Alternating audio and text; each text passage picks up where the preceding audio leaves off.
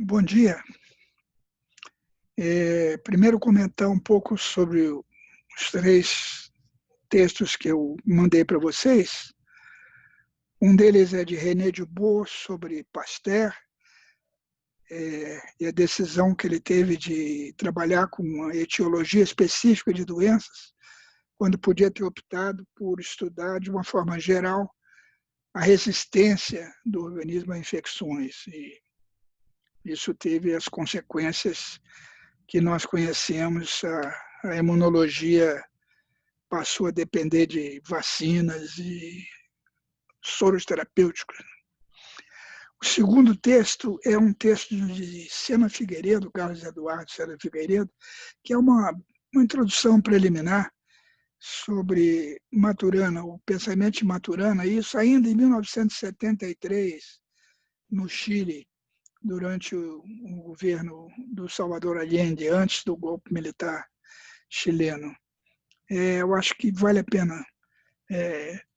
Um primeiro contato assim, com as ideias de Maturana, esse texto é bastante adequado.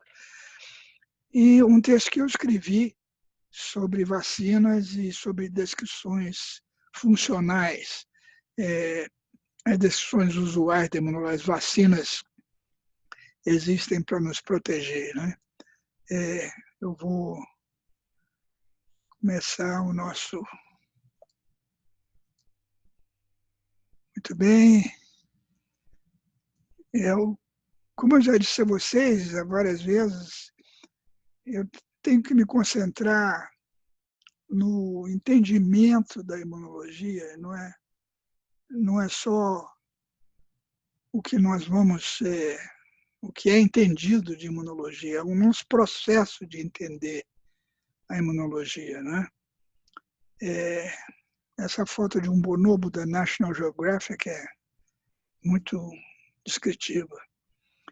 Aparentemente, a gente já explicou a Covid-19. Não, de alguma maneira, a saliva ou a urina de morcegos no mercado molhado na China contaminou algumas pessoas e que por avião a jato chegaram a Manaus e Manhattan rapidamente. É uma doença extremamente contagiosa.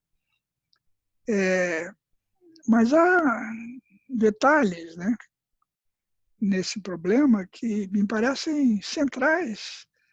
Por que as pessoas diferem tanto na suscetibilidade ao adoecer?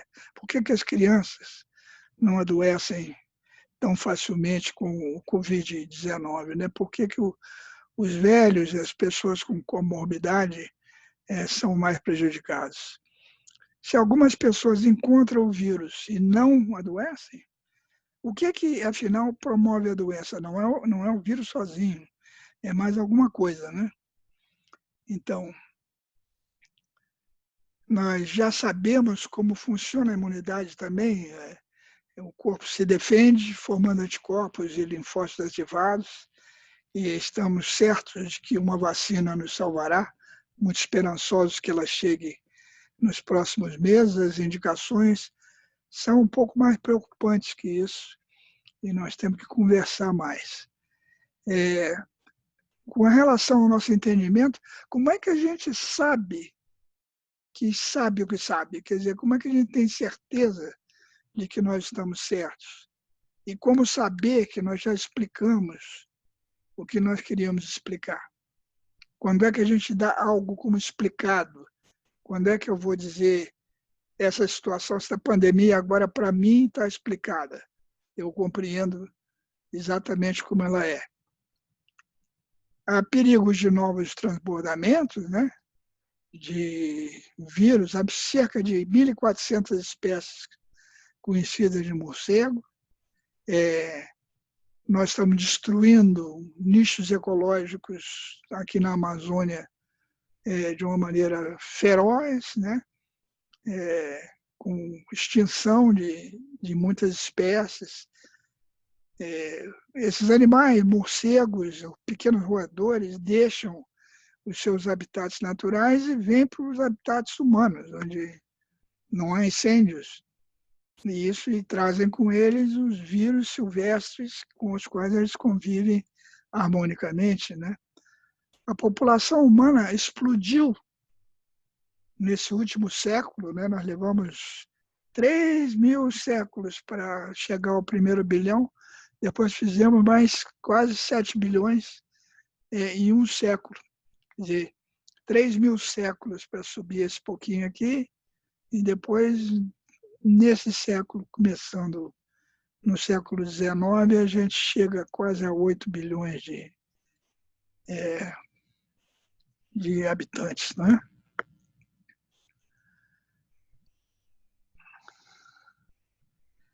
A ênfase que eu quero dar é naquilo que se conserva, naquilo que muda.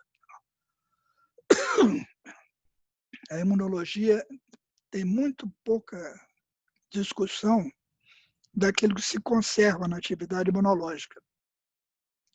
As diferenças individuais nas infecções.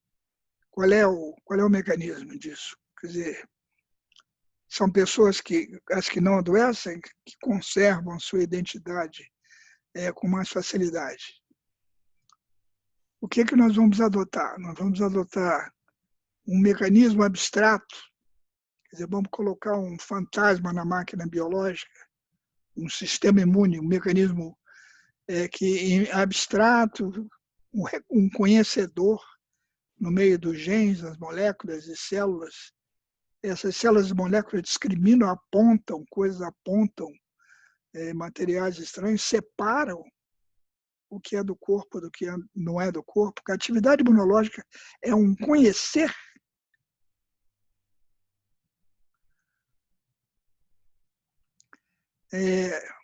A ênfase, novamente, nós, para entender a imunologia, nós temos que entender o viver, quer dizer, entender a biologia.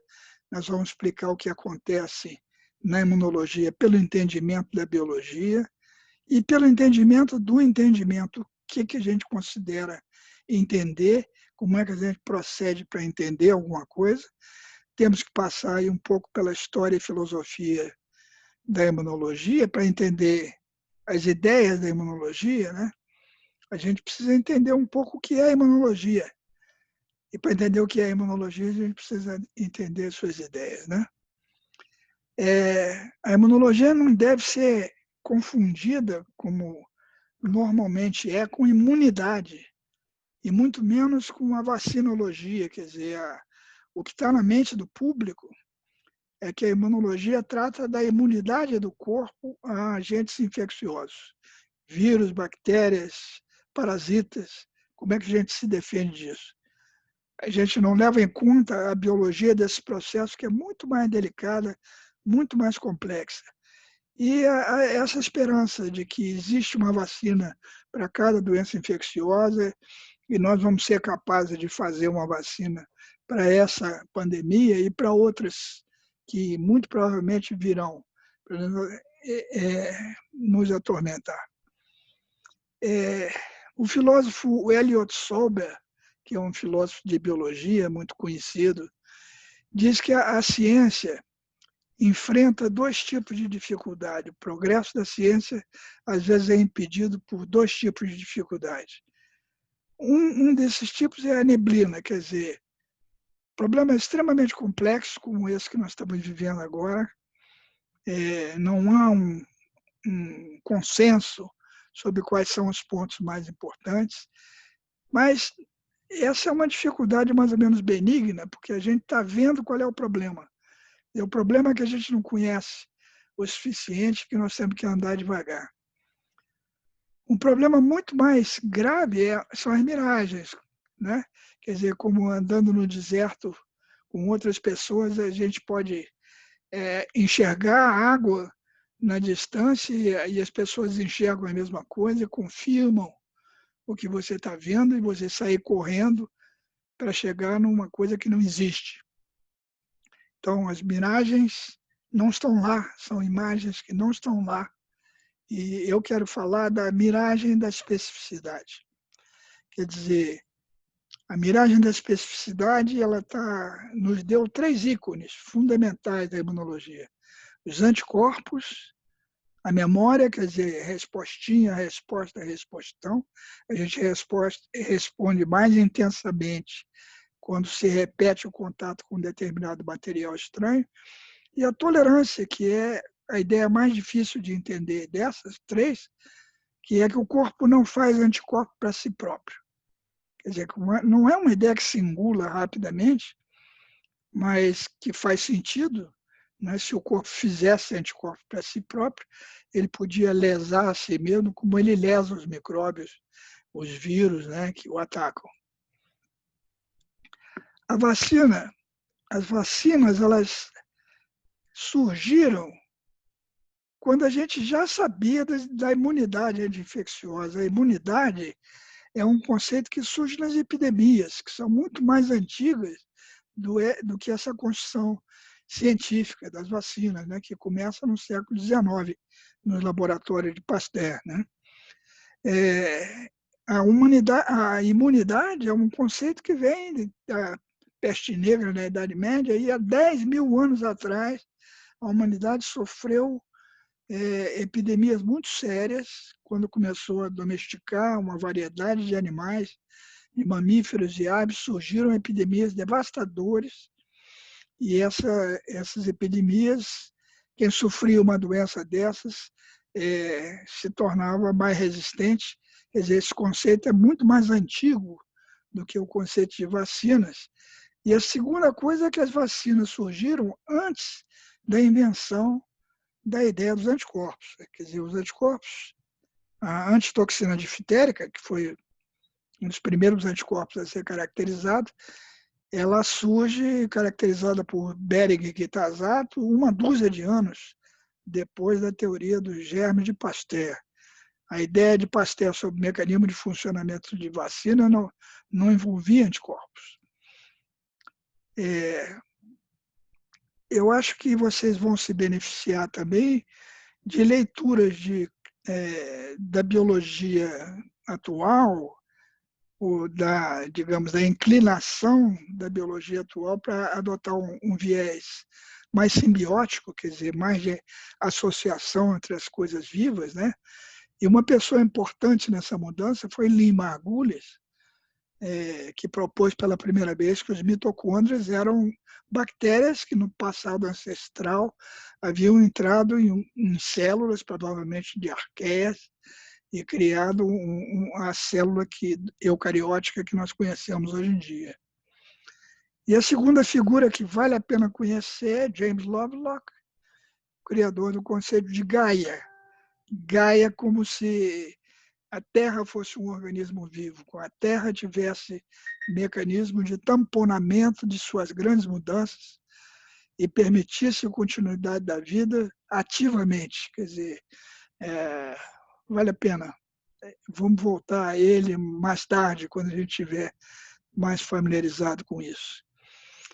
E, finalmente, a Scott Gilbert, que é um dos cientistas mais famosos, mais brilhantes na biologia do desenvolvimento, que é a antiga embriologia, né?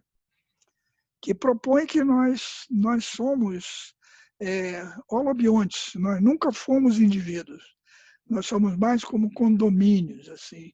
Nós abrigamos uma microbiota nativa extremamente abundante e diversificada, e o conhecimento disso é fundamental para o nosso entendimento da imunologia.